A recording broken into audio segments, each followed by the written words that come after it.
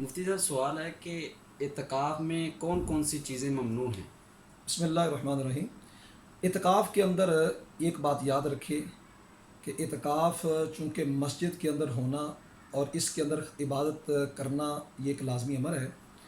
مسجد کے اندر رہتے ہوئے ایسا عمل کی کریں کہ جس سے اعتکاف کی جو حرمت بمال ہو اس سے اعتکاف ٹوٹ جاتا ہے۔ حاجت شرعی اور حاجت طبعی دو حاجتیں ہیں جس کی وجہ سے بندہ مسجد سے نکل سکتا ہے۔ اگر اس کے علاوہ مسجد سے نکلے گا تو یہ نکلنا منع بھی ہے اور اس سے اعتکاف ٹوٹ بھی جائے گا۔ دوسرا یہ ہے کہ حاجت طبی کے اندر اس کا کھانا پینا ہے اور اس کے علاوہ قضاء حاجت کے لیے جانا ہے، وہ تو جا سکتا ہے۔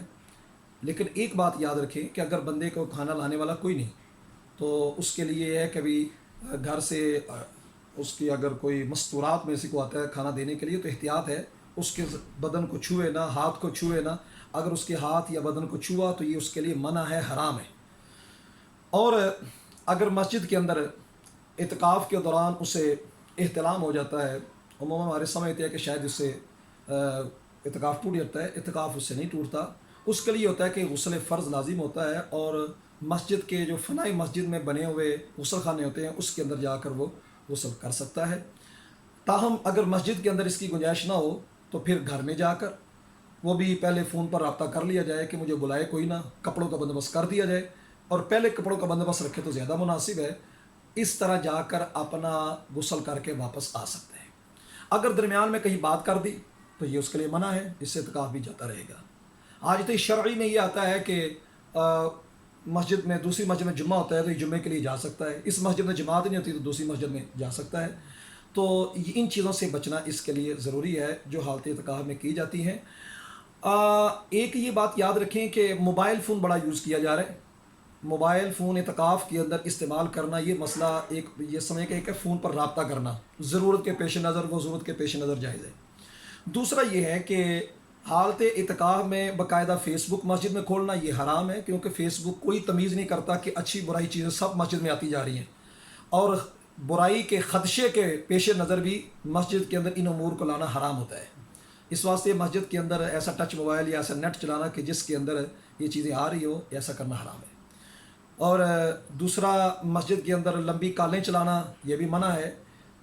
حدیث مبارک میں آتا ہے کہ جو مباح باتیں بھی کرتا ہے اعتکاف کے بغیر تو اس کی نیکیاں ایسے ختم ہوتی جیسے لکڑی کو آگ لگی ہوتی ہے۔ اس واسطے اس بارے میں بھی احتیاط رکھیں۔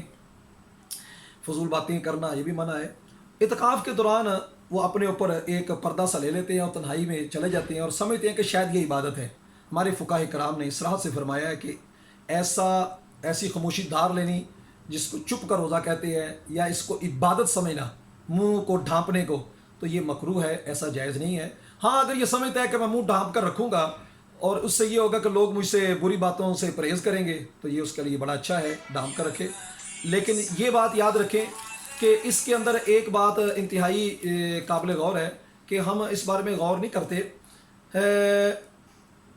اگر منہ ڈھانپا ہوا ہے اور اسی طرح آ کے نماز شروع کر دیتا ہے، یا توڑیا لٹکایا ہوتا ہے تو اس طرح وہ لٹکائے ہوئے، اس طرح جو صدل کی کیفیت بنتی ہے یا منہ کو ڈھانپنے کی کیفیت بنتی ہے، اس سے نماز مکروہ تحریمی ہوتی ہے، نماز نہیں ہوگی۔ اس والے سے بڑا خیال کرنا چاہیے۔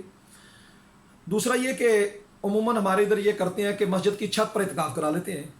یہ بات یاد رکھیں کہ مسجد کی چھت پر امام اہل سنت نے فتاوی اور رضیہ میں پوری تحقیق فرمائی ہوئی ہے کہ مسجد کی چھت پر بلا عذر چڑھنا مکروہ ہے۔